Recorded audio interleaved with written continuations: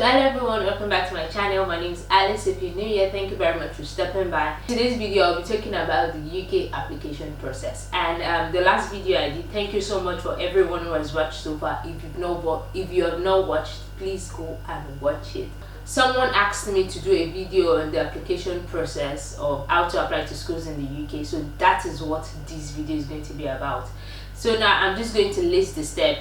I kind of had to write down a list of the process so I don't forget or skip out anything important. So in case I'm just looking down at any point in time, I'm looking at my book. The very first process is applying to school. You're going to that if you want to go to school in the UK, if that is the route you want to go through, the first thing is applying to schools. Now it's not just about applying to schools because it's the UK. Any school, as far as at the back of it is UK that's written, it's also important to research about the school, research about whatever course you're going for in that school, find out about the location, the cost of living, how easy it is for international students to stay there. That if you're an international student coming into the UK, most of the time if you check videos on YouTube, there will be at least one person that has done a video relating to wherever you think you want to study. So it's just important to search about it, check for blog posts, like literally research. Don't just say, because I want to go or I want to just leave, you just make a wrong choice. Like, it's really very important to actually make research, know the schools you're applying to. Are there job opportunities available there? Now, different schools in the UK also have different scholarship schemes. There's some schools that actually offer scholarships to international students. They have different criteria for their scholarship. Some schools don't offer scholarship at all. So if your school, look for schools, like depending on the finance part for you. If you want schools that offer scholarship, also search that out. What are the process to apply for their scholarship? Because trust me, if you get a full scholarship, it's to your benefit, literally. So look out for that. Now, it's just not about going to schools, because not all schools in the UK also offer scholarship. That is one thing that is important to note. So it depends on you. What do you have? Like, look within you, what is your budget financially. And then when it comes to school fees, there are different range of school fees and tuition, and depending on course, there are schools that have tuition as low as between 10 to 11,000 or 14,000 pounds. There are schools that the tuition fees as high as 26,000. So depending on what you have in your pocket, you're the one that know what you have in your pocket too. Like, you literally know, I can afford this, I can afford this, this can work for me. So it's also important to take all these things: the location, job opportunities, scholarship opportunities, the school fees, how well ranked is your course there, because there are some schools, when it comes to some particular courses, they are up there, and when it comes to another course, they are like. So it's also important to check out the course, your course of interest in that school. So these are the kind of things that these are the things you should look out for when applying for a school in the UK. Now, my point number 2. Now you've applied for your school, you've applied for a number of schools, you've gotten admission. Majority of the time, most of the schools, they'll give you a conditional offer, and then when you meet the conditions of that offer, they give you an unconditional offer. And for most schools, the condition could be, majority of them, their condition will always be for you to make a deposit, like a sum of money, for them to know, you're serious about really coming, you're just not applying for fun. So there's some schools, actually maybe 1 or 2 schools I've heard of, that actually don't request for fee or something, but I'm not certain about that. But then they'll ask you to pay maybe £1,000 out of your tuition fee, or £2,000, £3,000, depending on the school. And then they will tell you they are going to give you your CAS. Now, it's very important for me to mention that before the point of getting your CAS, now different schools have different rules and different methods. Some schools will say, just pay your deposit and we're going to hand over your CAS to you. Some schools will say, no, I want to see your you have to pay your deposit, you have to provide your passport, you have to provide your proof of fund, you have to provide your TB test results before we can issue you a CAS. So for my school, the latter was the case. I had to provide every other thing, like documents. It wasn't just the deposit, I had to also provide other things before I could be issued my CAS. While some schools, once you pay your deposit, you get your CAS, and CAS is confirmation of acceptance of studies. I think I'm right. And once you get that, that is what you're going to actually use to apply for your visa, because in your CAS each school has like a sponsorship number. Yeah, I think like a sponsorship number, so that is what you're going to tender when you're applying for your visa. So once you've gone through that process, for those people who need documentation, if you need to do your TB test and you're in Nigeria, IOM is in Lagos and in Abuja. So there you can do your TB test in either Lagos or Abuja. Wherever you are in any of the states, you have to like come down to those two states to do your TB test. And TB test, at least the last time I did it, was 57,800. So you have to pay, then you book your test online on the website, and then you go down and you do your test. For your TB test, most of the time, I think 80% of the time, you get your results that same day you do the test. You should be able to get your results that same day you do the test. I think that was what it was for most of us in that time, and I think it still works. In case you don't need all those documentation to get your CAS, once you've gotten your CAS, you still need your TB testing. You still need your TB test certificate to actually still apply for your visa, and you need your proof of fund. And for proof of fund, the way it is calculated is they will ask you to calculate 9-month living expense. You have to have at least 9 months living expense plus the remaining balance of your school fees. So imagine your school fees was say £10,000. Your deposit, your initial deposit was £3,000, meaning you have £7,000 left as your school fees balance. So maybe you're going to choose a school in London, for example, and I think London is about 1,000 something. Places within London, the living expense for London is about 1,000 something. I'll verify that and put it on the screen. Then places outside London is like maybe £1,023 or something. So you calculate that multiplied by 9 months, multiplied by the balance of your school fees, and that is what your proof of fund is expected to be. After getting your CAS, you've done your TB test, your proof of funds is ready. What else do you need to do? You go to apply for your visa. Now for your visa, you're paying two major application fee. Like two major fee, let me use that word. So you're paying your visa fee and your IHS subcharge. Now your IHS, which is your health insurance, your health something, international health.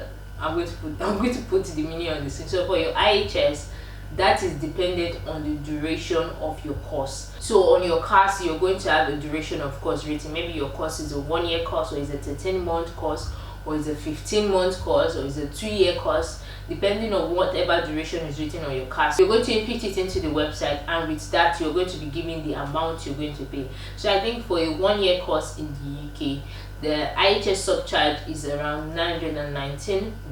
At least the last time we did during my processing, that was the amount. It was $919, and then the visa application fee was $474. So once you pay that, you book a date, you go for your biometrics at the visa office or the UKVI. And I think also for UKVI, they also have centers in Lagos and Abuja if you're in Nigeria. Lagos and Abuja. And in Lagos they have both the Ikeja Center and the Victoria Island Center. You book a date for your biometrics in any of the centers, either the two centers in Lagos or the center at Abuja. Once you book your date, just one thing to note: if you're booking the VI center, there's an extra charge for the VI center. For Ikeja, after you pay your application and your visa application fee and your IHS fee, to run your biometrics there is free. But for VI, there's actually a charge. If you're picking that center, there's actually a charge. You have to pay like extra money. You have to pay not so much, it's less than 50k, but you have to pay an extra. I can't remember the exact amount, but you have to pay something if you're picking the VI center. After booking your date for your biometrics, you go, you do your biometrics, provide your document. You can also do either self-service, or you can like self-service by uploading everything, your documents online, or you can pay for a certain fee and they will upload it for you at the visa center. But I literally believe you can actually do it yourself. Trust me, you can do it yourself. It's something you can upload yourself. And that being done, you do your biometrics, you get your visa, you book a flight, and then you move here. So now there's a couple of things I actually want to just chip in my opinion totally. So I've had people tell me, oh, travel agency. Not to get me wrong, I know people use travel agency, and travel agencies are quite good because it's a business after all. But I think it's something you can do personally, because as much as they are the good parts of using travel agency, I think I've also seen people have bad experiences of using travel agencies, in the sense that travel agencies will pick school for you. You know your pockets, like, and with schools, especially when it comes to paying of fees, their instrumental plans, they are if, imagine if your travel agency or your agent pick a school that has an unfavorable school fees plan. You don't know that, and most people, they don't end up knowing till they maybe paid their deposit, already in the process of applied, gotten their visa, and they're like, oh, this is your payment plan, you have to pay so amount before registration. And trust me, this agent, it's a business for them, but as much as it's a business for them, you know yourself. And I think there are some good agencies out there, but I think it's something everybody can do by themselves. I think the process is easy. You actually have to research, and it's important for, I feel like it's easier when you're doing it, because you alone have your best interest at hand.